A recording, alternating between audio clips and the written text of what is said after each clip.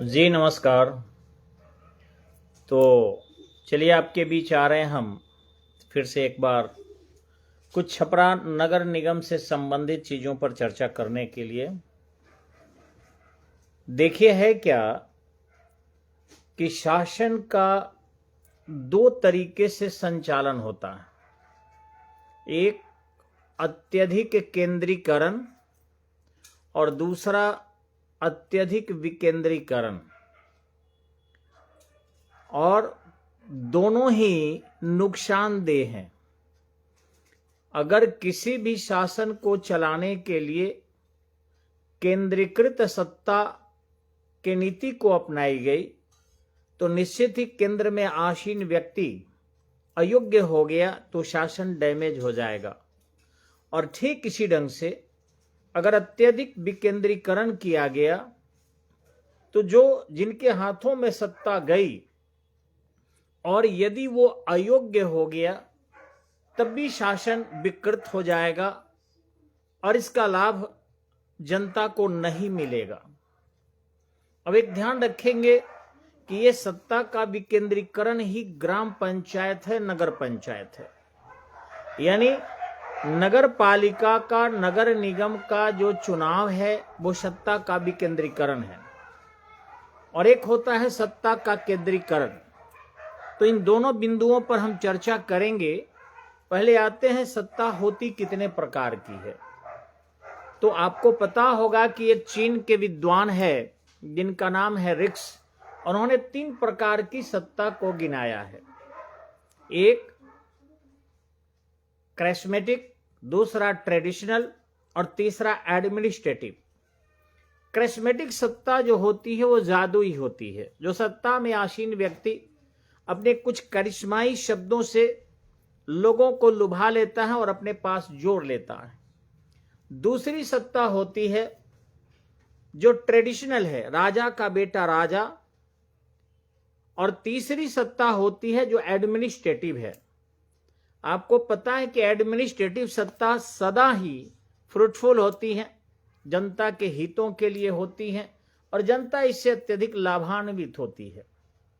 लेकिन आज के एडमिनिस्ट्रेटर जो बड़े बड़े अधिकारी हैं उनको सत्ता जनता तक पहुंचने में दिक्कत होती है, क्योंकि फीडबैक पॉलिसी उनकी बहुत अच्छी नहीं है। केंद्र बनाम राज्य और राज्य बनाम क्षेत्र कार्य और क्षेत्र कार्य से केंद्र तक वो जा नहीं पा रहे हैं। और यही कारण है कि जो पॉलिसियां हमारी बन रही है वह पॉलिसी जमीनी स्तर पर इंप्लीमेंट नहीं हो रही है। अब हम इस यहां एडमिनिस्ट्रेशन की चर्चा करने के जगह सीधे छपरा में आते हैं। छपरा नगर निगम का गठन इसलिए किया गया था क्योंकि छपरा का तीव्रता से विकास हो। राजधानी नगर पटना से मात्र 60 किलोमीटर की दूरी पर छपरा है। और आपको पता है कि पटना से मात्र 60 किलो की दूरी पर होने के कारण, यानी किलोमीटर की दूरी पर होने के कारण छपरा का विकास निहायत बेहद जरूरी है। अगर सीधे नदी मार्ग से हम जाते हैं तो दूरियां और छपरा की कम हो जाती है। ऐसी स्थिति में यदि छपरा का विकास नहीं हुआ तो पटना राजधानी होने से कोई फायदा नहीं है। एक तरफा कभी भी राजधानी का विस्तार नहीं किया जा सकता। आपको पता होगा कि दिल्ली राष्ट्रीय राजधानी क्षेत्र क्यों घोषित है, क्योंकि आसपास के कई राज्य की सीमा दिल्ली राष्ट्रीय राजधानी क्षेत्र में समाहित है। इसी तरीके से आपके बिहार की राजधानी जो पटना है, उस पटना में छपरा जो है काफी करीब का जिला है। और छपरा में भी मोहम्मदपुर मलमलिया नहीं है, ये सारण जिला में जो इतना दूर है नहीं, बल्कि छपरा एकदम नदी के पास सटा हुआ है। ऐसी स्थिति में इस नगर निगम के मेयर के चुनाव इतना जल्दी, आप देख रहे हैं कि डायरेक्ट मेयर की चुनाव पहली बार होने जा रहा है और डायरेक्ट मेयर की पहली बार ही चुनाव में छपरा की जनता गच्चा खा गई। उन्होंने कुछ ऐसे उम्मीदवारों का चयन किया जो कानूनी रूप से वैध नहीं थे। और जो कानूनी रूप से वैध नहीं थे, जिन्हें पता था कि हम इस लायक नहीं हैं, अब मान लीजिए हमारा एज हो गया अभी बहुत ज्यादा, और हम अगर आईएएस के फॉर्म भर दें ये लिखकर कि भाई मेरा एज कम है और मैं अगर सक्सेस हो जाता हूं और ये ताल ठोकूं कि मैं आईएएस निकाल लिया, तो निश्चित ही ये गलत है। तो मैं राय वही दूंगा कि जो गलतियां हो गई छपरा के लिए, उस गलती को पुनः नहीं दोहराया जाए। छपरा राजेंद्र बाबू की धरती है, जयप्रकाश नारायण की धरती है, दधीची ऋषि की धरती है, श्रृंगी ऋषि की धरती है।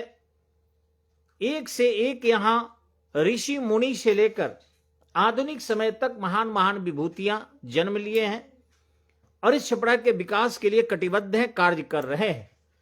ऐसे शहर में यदि हम जात के आधार पर, धर्म के आधार पर, व्यवसाय के आधार पर, पैसे के आधार पर, नोट वितरण के आधार पर, किसी पार्टी के सपोर्ट के आधार पर, किसी नेता के सपोर्ट के आधार पर, चेहरे की सुंदरता के आधार पर अगर हम मेयर बन जाते हैं तो विकास छपरा का नहीं होगा। इस पर हम कहना चाहेंगे सभी इंटेलेक्चुअल लोगों को कि वो मुंह बंद न करें, क्योंकि आज सड़कों से जब आप गुजरते हैं तो देखते हैं कि जितने भी गंदगी है, असुरक्षा है, या फिर यहां लाइब्रेरी की व्यवस्था नहीं है, महिलाओं के लिए शौचालय की व्यवस्था नहीं है, महिलाओं के लिए बाथरूम की व्यवस्था नहीं है, महिलाओं को प्रतीक्षालय नहीं बना हुआ है, वृद्धजनों के लिए कहीं आश्रम नहीं है, वृद्धजनों के चलने के लिए कहीं कोई फुटपाथ नहीं है, बाजार का अपना कोई रूल रेगुलेशन नहीं है, कौन सी गाड़ी किस सड़क से गुजरेगी इसका कोई विधान नहीं है, जिसको जो मन करता है, जहां मन करता है मार्केट लगा लेता है, जिसको जो मन करता है वहां पर जो है पेशाब कर देता है, जहां मन करता है शौच कर देता है। इसके लिए कोई ठोस कदम नहीं है। तो निश्चित रूप से हमें इस पर मंथन करना चाहिए, विचार करना चाहिए कि हमें कैसे व्यक्ति को चुनाव में वोट देना है। भले वो हमारा एक वोट ही उससे पड़े, लेकिन हम ऐसे व्यक्ति को वोट नहीं देंगे जो इस हवा में कि वो जीत रहा है और इसमें कि वो फलना को ही जीत रहा है तो दिया जाए, बाकी अच्छे को वोट देंगे तो वोट बेकार हो जाएगा, वो नहीं जीत रहा है। एक कंसेप्ट को तोड़ना पड़ेगा। फर्स्ट मैं बताना चाहूंगा कि पंचायत पद्धति हड़प्पा सभ्यता में भी देखने को मिली है।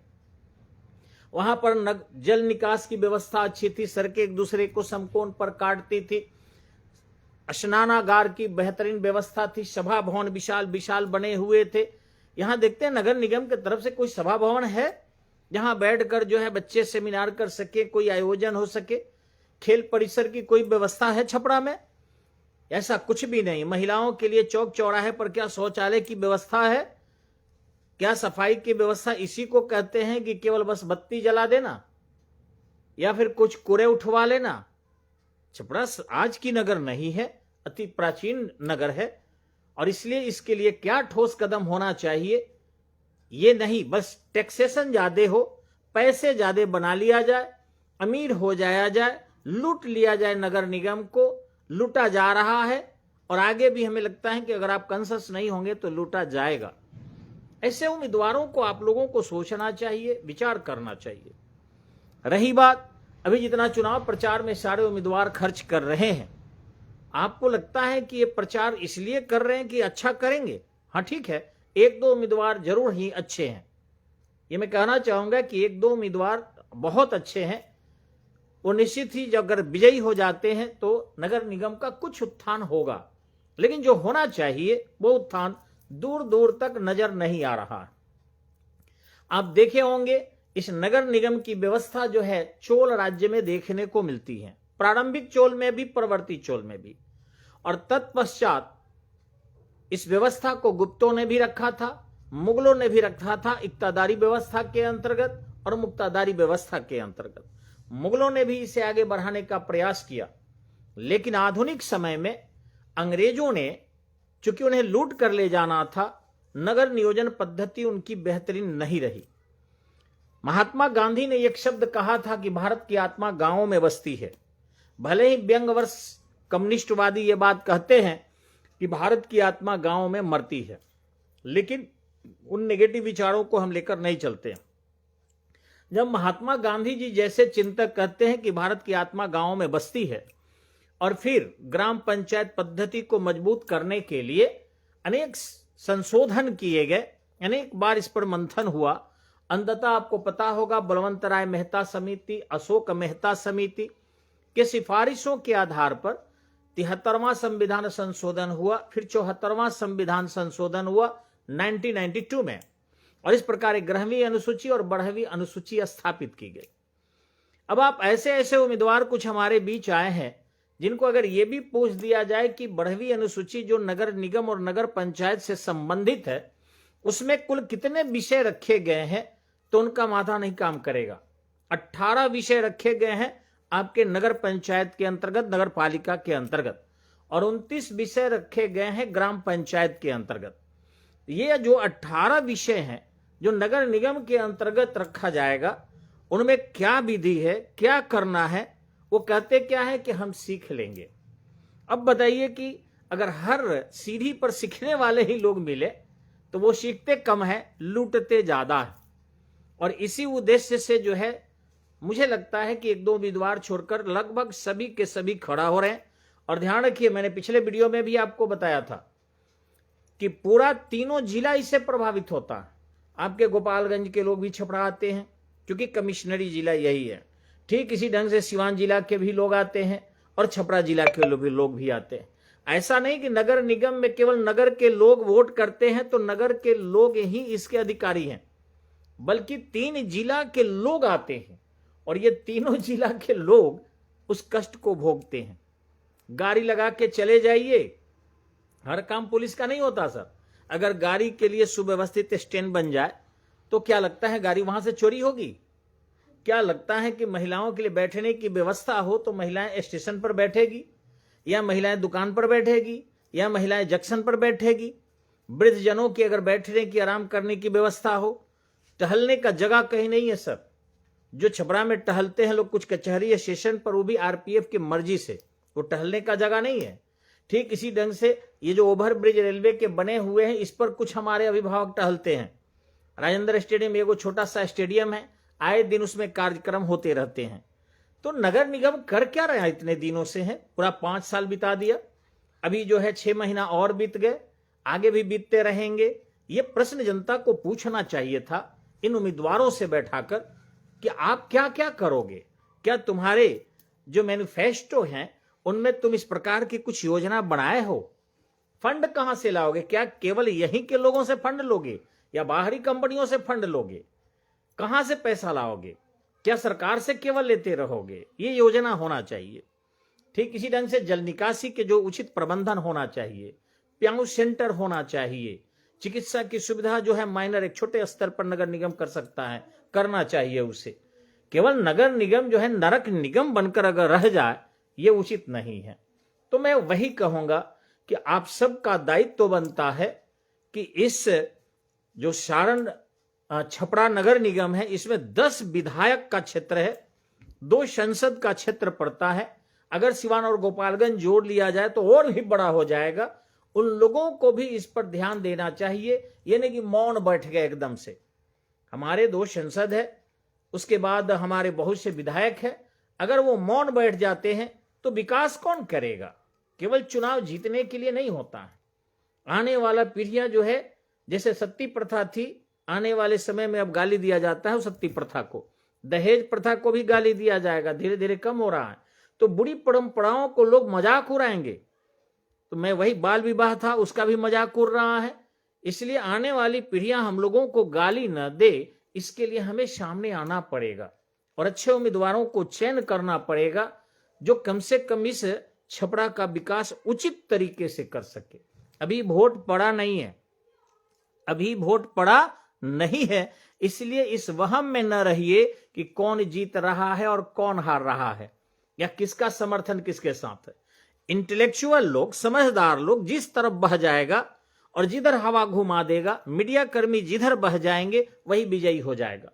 इसलिए मीडिया कर्मियों से भी मेरा हाथ जोड़कर निवेदन है, चिकित्सकों से भी निवेदन है, सभी शिक्षकों से निवेदन है, सभी अधिकारियों से निवेदन है, प्रोफेसर लोगों से निवेदन है, सभी जो समझदार लोग हैं उनसे निवेदन है कि इस छपरा के चुनाव में आप सब जनता को, जितने उम्मीदवार हैं उनका लिस्ट लीजिए, उनमें से देखिए कि कौन अच्छा विकास कर सकता है, उनके नाम को आप खुलकर सामने लाइए।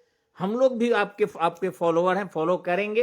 अच्छे लोग उसमें एक दो जरूर है, और उनको आप विजयी बनाइए, ताकि कम से कम जो बुरे लोग किसी कारणवश पैसे के बल पर, दबंगई के बल पर, या इधर उधर की जोड़ गांठ की राजनीति से आकर और नगर निगम को नरक निगम बना देंगे, ऐसी संभावना नहीं होना चाहिए।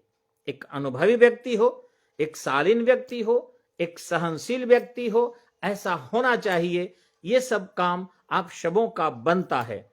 हवा में नहीं जाना है कि कौन जीत रहा है और कौन हार रहा है। अभी वोट नहीं पड़ा है, वोट जब दबेगा, और वो दबाने में सब लोगों की भूमिका है, हम सब की भूमिका है।